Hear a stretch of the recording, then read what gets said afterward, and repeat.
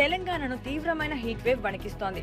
రాష్ట్ర వ్యాప్తంగా నిన్న ఒక్కరోజే వడదెబ్బ కారణంగా 22 మంది మృతి చెందినట్లు అధికారిక నివేదికలు పేర్కొంటున్నాయి.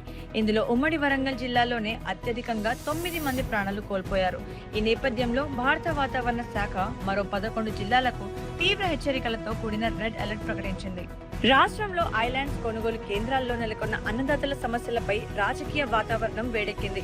కాంగ్రెస్ ప్రభుత్వ చేతకానితనం వల్లే రైతులు రోడ్లపైకి వస్తున్నారని మండిపడుతూ BRS working president KTR CM Revanth రెడ్డికి లేఖ రాశారు. హైదరాబాద్ పరిధిలో సైబర్ పోలీసులు పెద్ద నెట్వర్క్ ను ఛేదించారు. ఆన్లైన్ మోసాలకు పాల్పడుతున్న ఒక ప్రధాన నిందితుడిని అరెస్ట్ చేసి అతని బ్యాంక్ ఖాతాలో ఉన్న 1.47 కోట్ల నగదును ఫ్రీజ్ చేశారు. అతని నుంచి 2.20 లక్షల క్యాష్, 2 స్మార్ట్ ఫోన్లను స్వాధీనం చేసుకున్నట్లు పోలీసులు ప్రకటించిన వార్త హాట్ టాపిక్ గా మారింది.